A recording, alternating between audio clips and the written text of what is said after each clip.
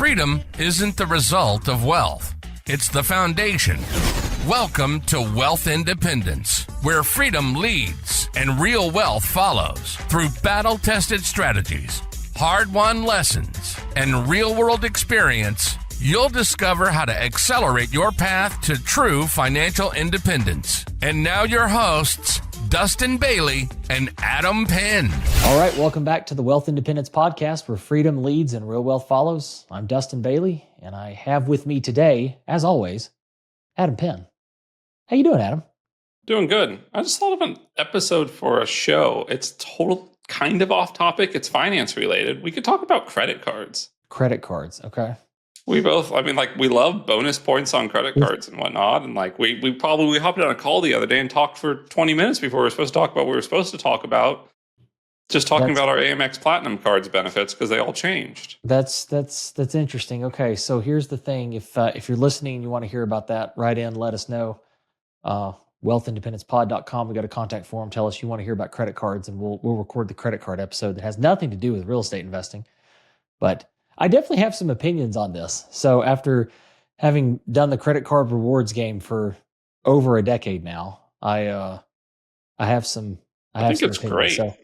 I think it's a great game. I'm pretty annoyed with Chase right now and their point system that they changed. Yeah. Without this episode turning into that episode, the edits there, the modifications Chase has made to the Sapphire Reserve card are kind of. I'm actually in the process. This would be timely because I am in the process of. I'm going to get rid of the Sapphire Reserve. So I'm moving everything over to the Amex, and then I'm going to downgrade the. Which is frustrating because I just paid the annual fee. So I'm actually going to call Chase and be like, can I downgrade and will you refund this to me? And I hope that since I've been a customer for, again, over a decade, that they'll... You should downgrade it pretty far. Don't get the reserve. Don't get the preferred. We shouldn't go into this, but don't get the preferred card because if you do, then you've had it and you're not entitled to the bonus. Yeah, that's what I need to figure out what I'm going to ask them to downgrade to. But yes, I'm planning to move most of my spending to the Platinum card because to be honest, even though the fee has gotten crazy, the benefits on it, I feel like make it worth it. They outweigh. I have a lot of affinity for Amex anyway, and I have for a long time. I think they're great. I downgraded to a Freedom Unlimited when I downgraded mine. Gotcha. My stock pick of the day here would be Amex. That's a forever stock. I have Amex. You know what's another great stock was Tesla right at its bottom, which is literally the day I bought it. Very nice. Very nice. That was good. That was good, Bart. You can tell it's 72% return. Yeah, thanks to my dad. My dad is a little on the woo-woo side, and he was like, I don't like Elon. The company's crashing. It's going to go to zero. I was like, thanks for the reminder to buy it. So and it was the lowest day in history. Right at the low. That's fantastic. Yeah. Oh, that's good. Well, we had an idea. You had an idea. I guess we were talking about this earlier for a topic that's not related to anything to do with credit cards or rewards points or anything like that. It's actually more related about people trying to take stuff from you than companies trying to give you stuff.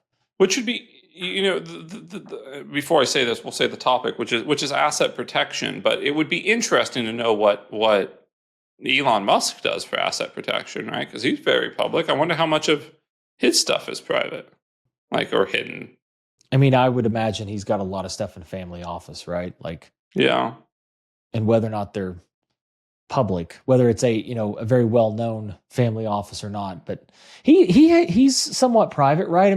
There was a little bit of a controversy about him going after, you had the people that had the tail numbers on his jets, and then he tried to make him private. Yeah, I remember that. Well, there was that kid. He offered him $80,000 to stop tracking him. Yeah. And because he did all the stuff submitting through the FAA to prevent the trackers from doing it, but then you had people that were one-off monitoring on live ADSB to figure out where it was in real time. So anyway, and he banned the person from Twitter, and that was a whole big thing, right? Because it's oh, Elon, you're the champion of free speech on Twitter. Now the person that was posting about your flights, you just banned.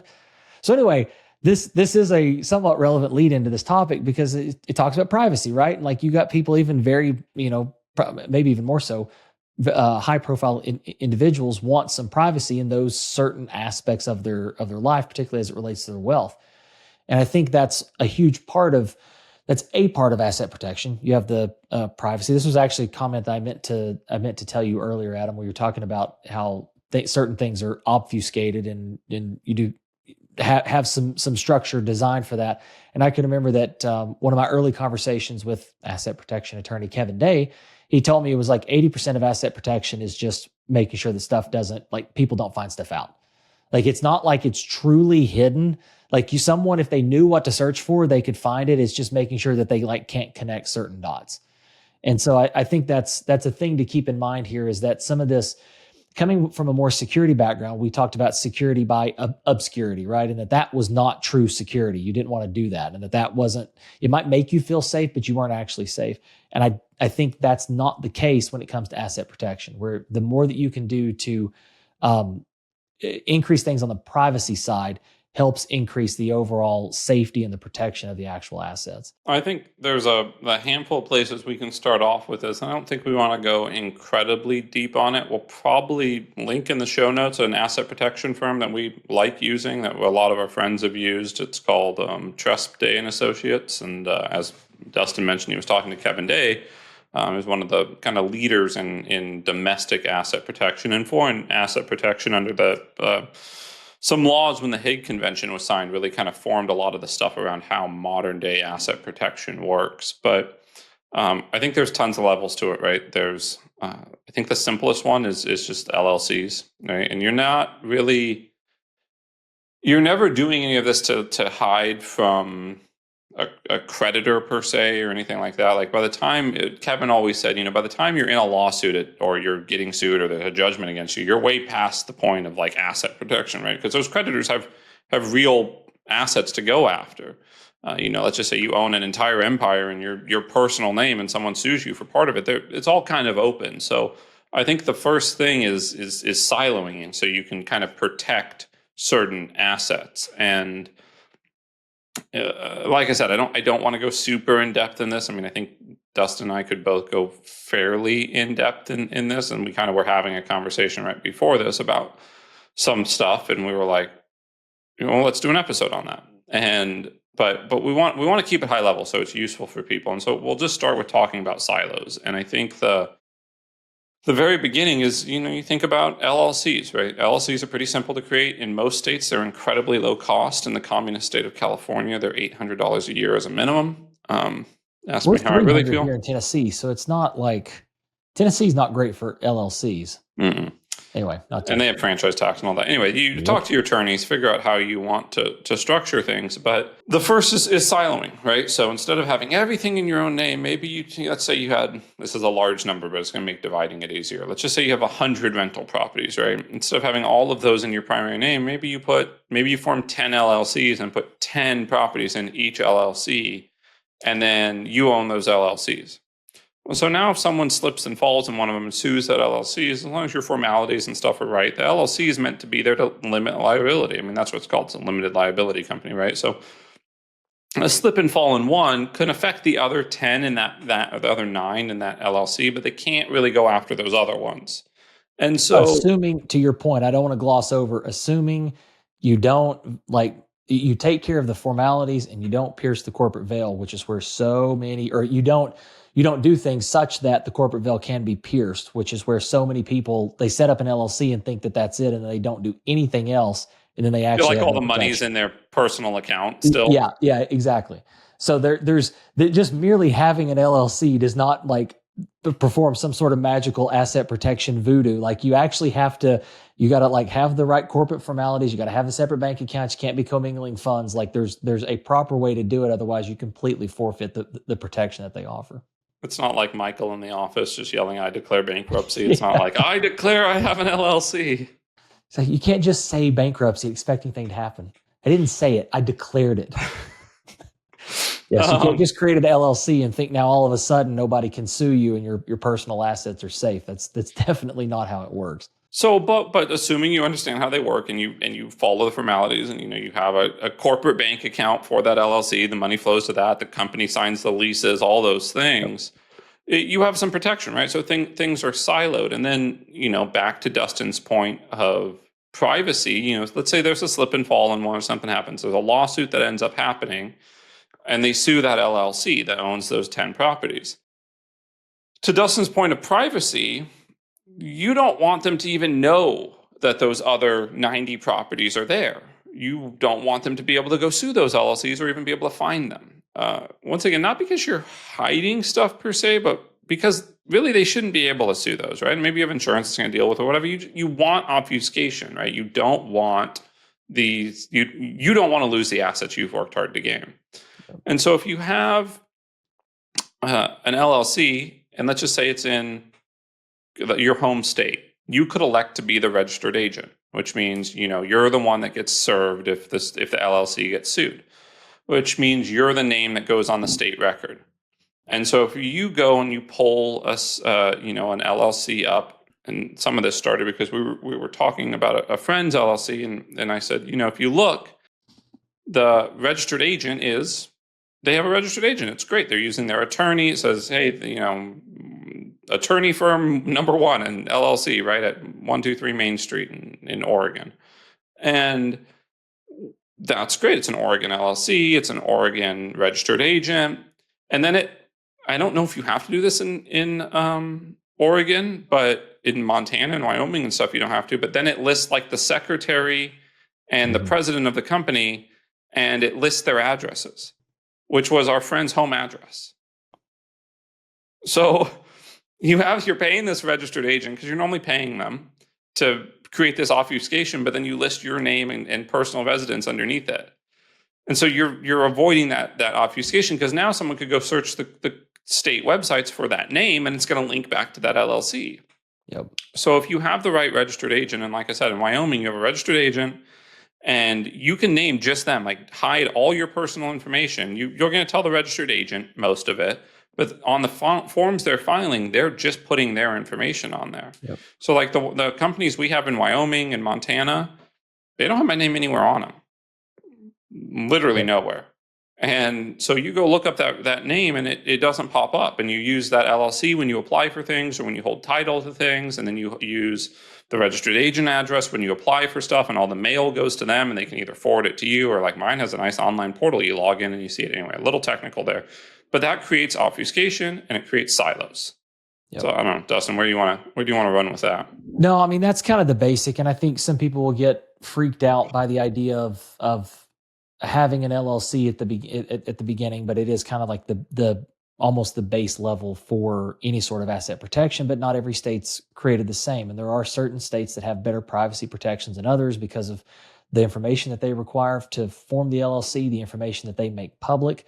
Wyoming and Nevada tend to be the two preferred for privacy purposes. And so in instances, usually where we're trying to keep, if we're trying to form something and we want those privacy protections, it usually makes sense to form it in those one of those two states. There's instances where, for example, the state of Tennessee, usually if there's properties that are going to be owned in Tennessee, Tennessee's very aggressive when it comes to LLCs, and so you kind of you either have to register as the primary registration in Tennessee or a foreign registration for a Wyoming LLC. There's a lot of variances to this, and then you start trying to balance what's going to be good from a tax standpoint versus what's good for an asset protection. And so there's different levels to this, and there's a lot of different variables and things like this. This isn't something that you should typically, once you start getting into more advanced structure, I don't recommend doing this on your own. You need to have an asset protection attorney. Usually your CPA, your tax professional gets looped into these conversations as well, because how some of the things get structured. You want to make sure that you're not setting something up that is like the best it could possibly be for asset protection, but then it's going to lead to a bunch of tax problems. And so right. usually we had the deal that we did the other day. We had our securities attorney really pushing us to do a Tennessee LLC because of some minor securities thing. There's like could be a risk one day down the line, possibly, probably never. And it was going to be huge tax implications. Yeah. It was going to be like 5% a year of tax we were going to have to pay on all the earnings. Yep. And so, for real, no gain. So we made the decision to register in Nevada and accept this very, very low risk of this potential securities thing that might possibly, if someone somewhere interpreted it in some way, could be an issue sometime. And I think that illustrates exactly what I'm talking about, that you as an individual kind of have to make those decisions between where sort of, which side you want to lean more on, if asset protection matters more to you or if the tax matters more to you, and kind of make those decisions individually. I think Adam, the piece that I guess maybe wanted to step back on is one of the things that in our work with Tresp Day, and when I first got introduced to them and kind of the way that they sort of teach this, the big thing, you talk about LLCs, and yes, that provides a level of asset protection. But one of the things that it doesn't do is everything still ultimately in an LLC will roll up to you, right? Even if you have like a holding company LLC that you own and then the sub LLCs are in that, you still end up being, you as an individual still end up being the ultimate owner of that. And one of the things that Tresp Day taught was that, okay, that's great if you have a slip and fall at one of your properties and they try to come up, if you've set everything up correctly and you're following the formalities, you've done everything you need to do, it's pretty unlikely they're going to end up being able to come to you. But where the real risk is you. And it's the risky activities that you take every day, driving a car, flying an airplane, whatever, like the things that everyday life where you might take something and now someone sues you directly, not related to one of your properties, but they sue you. And then now everything that you own all the way down through that is potentially exposed. It's an asset that could possibly be gone after if you get a very aggressive attorney that says, oh, well, yes, you ran over my client's foot in a parking lot, and I think you have about $15 million worth of assets. I think that's about how much pain and suffering they went through when you ran over their foot. And the key is to prevent that from happening, which partly is why obfuscation is important. You don't want a lot of these things to be discoverable and attached back to you, so that when an attorney is doing an asset search, that a lot of stuff starts coming back. Ideally, you want to look very poor to an attorney that's doing that. But more importantly is, I talked about you as an individual being the ultimate owner of an LLC. There's two ultimate owners. Again, we're not the experts in this, but we have spent a lot of time researching this and talking to the attorneys and setting up our own structure here. So I don't feel like I'm saying anything that is out of turn. But if you go to set this up, engage an attorney, reach out. We'll put a link to kind of the group we work with at Tresp Day. We love them. Great. We also have a really good white paper from them that if you just email asset protection at wealthindependencepod.com, we'll send it back over to you. And it's a 10, 15 page paper from them talking about, because all of this comes back, what Dustin's about to say is to irrevocable trust. And so it walks you through all that, their asset protection structure, things of that nature. But sorry, didn't mean to steal your thunder there. That's the other ultimate owner in our legal system, right? You have an individual or an irrevocable trust. And what a lot of this comes back to is you want to control these assets and your wealth, but for asset protection purposes, you don't want to own it. And that's you'll own nothing and be happy is what you're telling them. Not quite. It's more of the JP. Was it JP Morgan or was it which no, it wasn't JP Morgan. One of the oil magnates, said something about own nothing and control everything, right? And so that's the not. And I guess he was very happy, but it's not exactly what we're different going than the WEF saying it. Yeah, exactly. It's a little bit different. But that's the objective, right? And if you can shift assets from you as an individual being the ultimate owner to an irrevocable trust being an ultimate owner, then legally, if you do something, they can't come after assets that you don't own, right? It's just like if someone tries to sue me, they can't sue me trying to get my neighbor's assets. Like I don't own their house. And so some of this seems maybe a little complicated, especially if you just own a handful of rentals. It probably doesn't make sense until you get kind of excess of $1 million net worth and maybe pushing up towards $2 million. Just depends on your own personal risk tolerance. For me, it was kind of a one-time insurance policy. You're exactly right, and that's a fair point. That is, without getting into a lot of the weeds here, and I know that some of this might have been confusing. What I was saying, I guess to take that back, the main thing is you want to control as much of your wealth as possible, and you want to own directly, be the ultimate legal owner as little as possible. This does require a structure that needs to be set up. And again, I don't recommend asking ChatGPT to draft the legal forms and the contracts and everything that you need for this. Engage an attorney, engage someone, because if this is, it goes back to the same thing with the LLCs. if you set it up wrong, if you make mistakes in some of the initial things, then it can break the entire structure. Well, So and go ahead. some of this may seem overly complicated for an individual's net worth and where you're at. You kind of want to have more than $1 million net worth and all of that stuff. But the part that starts to make sense where Dustin's like, you don't want to own it, right? And you're like, well, why would I hand off my assets to a trust? And like, does that really work? If you think about it, you can still be a beneficiary. A lot of most of the time is the way that these are set up. And second to that is if you think about someone with like a trust fund, right? Like think about a really wealthy family with a trust fund that they've had their whole life, right? Someone's going to have this trust set up and they could go slip and fall or hurt someone, not slip and fall. They could go hurt someone or, run over someone or have an accident or have liability. And the trust keeps paying their living expenses, right? It's not liable to go pay those liabilities, but it keeps providing them housing, providing them a credit card to spend on, all of those things. And that's similar to what we're talking about here, but maybe on a slightly smaller scale. And there's all these levels, right? You start with an LLC, or you can then do some more advanced asset protection. We have some friends that go completely offshore and have an irrevocable trust that's in a different country. Once again, they do all of this legally, but there are different options. I think, Dustin, maybe where we should drive the conversation before we close this out is we have some friends who have very complicated structures, like multiple trusts, irrevocable trusts layered throughout different countries with different jurisdictions and offshore bank accounts. And can I interrupt real quick? I want to go back. I want to continue down where you're going, but before we go down there, I want to make one other point that tripped me up, and it always trips people up the first time this is introduced to them. We hear us talking about trusts, having money. Well, yeah.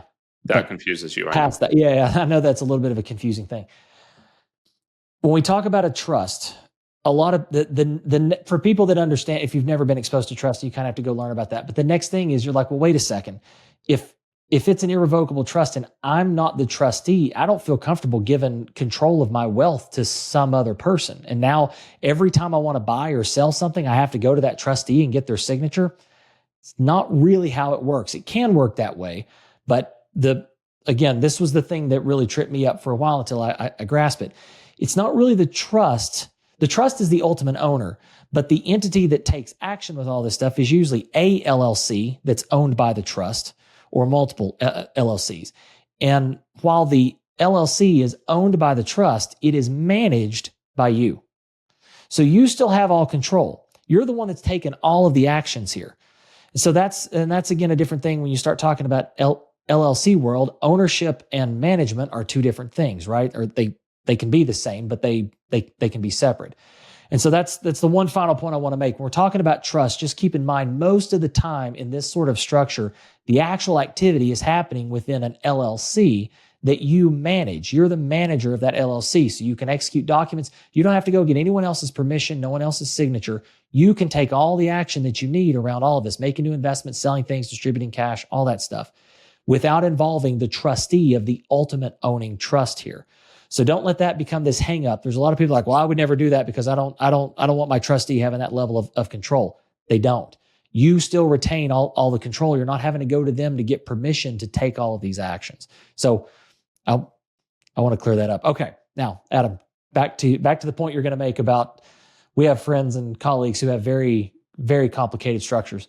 Yeah. I mean, like I said, there are friends of ours that are incredibly wealthy and they have all of this set up. I mean, layered on layered and layered and obfuscation, and properties are in LLCs and they probably don't even own their primary residence and all of this stuff, right? I mean, and I don't disagree with any of that. I think that in my mind, it's nice insurance. It's trying to protect a lot of wealth because frankly, in this country, when you start to amass a lot of wealth, you become a target for people, right? I mean, even just being a simple employer, I had to settle out of a lawsuit the other day with a disgruntled employee who had a labor violation complaint. And my attorney said, even though I think you really don't have much liable here, you're going to rack up more in attorney fees fighting with the state of California than just to settle up with her at half of what she's asking for.